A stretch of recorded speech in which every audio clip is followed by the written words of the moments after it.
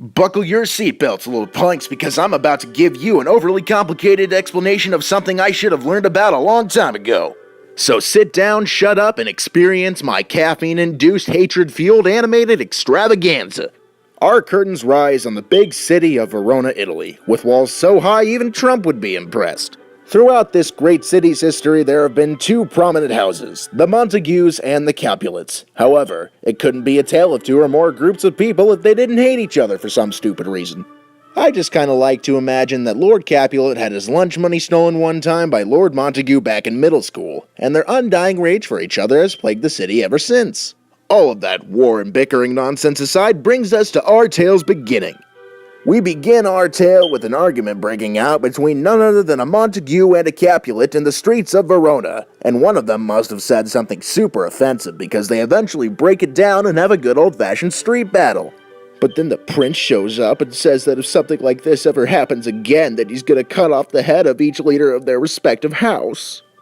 God, just can't let people fight on the streets or something? What are you, the fun police? Later that day, we find our ill-fated protagonist, Romeo, crying about his lost love, Rosalind, and being a general annoyance to everyone around him. Shortly after that, however, Romeo is approached by a creepy homeless man who asks him to read an invitation to a party for him. He realizes that if he goes to this party with his friend Benvolio, he might be able to see Rosalind.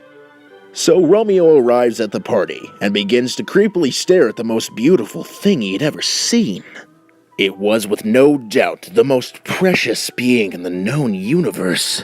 It was a double-decker ice cream cake. He began to approach it. It was as if time had stopped. But then he spotted something else. It seemed to be the sparkle of a fair lady's jewelry. He was immediately entranced, even more so than the cake. Well, maybe a little less.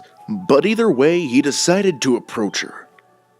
She was the most beautiful human being he had ever seen, and her name, Juliet. He thought to himself, "Pray thee, God, for thou art not a thought," and listened in on her conversation. There were no paragraph-long explanations of their most recent Starbucks order. Not a single mention of the newest Snapchat filter. He knew she was the one. He dragged her behind a wall and began to smooch her a few times, making some very dirty and uncomfortable noises, making it generally very creepy for any reader, given the fact that they literally just met and are also like 13 years old. Romeo then decides to leave in a hurry as to not attract any more unwanted attention. It then dawns on Romeo that he's really dumb and that Juliet is probably part of the Capulets, whereas he is a Montague. However, he knows deep in his heart that he shall break through the barriers that are their last names and forever be with the one that he loves. And then there's the balcony scene or whatever. They declare their love, they say a few famous lines, yada yada yada, you get the point. Romeo then remembers the game of hide-and-seek he's been playing with both of his friends Benvolio and Mercutio for the past 30 minutes and decides that he's probably won by now, so he decides to head back to them.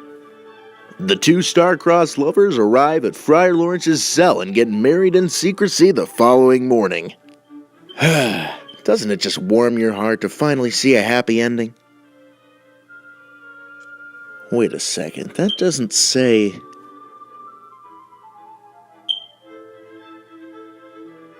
Oh, come on! Well, I do suppose it couldn't be much of a tragedy without the tragic part. So Romeo, Benvolio, and Mercutio are all at the Verona Center Marketplace. And that's when Juliet's jerky cousin Tybalt shows up and tries to ruin everyone's fun by challenging Mercutio to a swordsman's duel. But naturally, being the arrogant butthead that he is, Mercutio accepts the duel request and dances with Tybalt for a solid 5 minutes. But Tybalt is eventually able to strike down Mercutio with one fatal blow.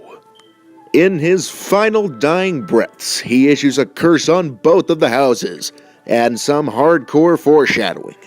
In the name of his best friend Mercutio, Romeo strikes down his killer as a very demented coping mechanism, and is banished from Verona from henceforth. Given the fact that he only has one last night in Verona left, he decides to spend it with Juliet so he can have some. Whoa! Whoa. Okay, kids, you need to avert your innocent eyes and ears. We cannot have you seeing this. I'm gonna issue a parental block right here and right now to protect you from the harmful things that you could see. I think we're just gonna skip over these next few parts. A, it's just a giant stupid pity party.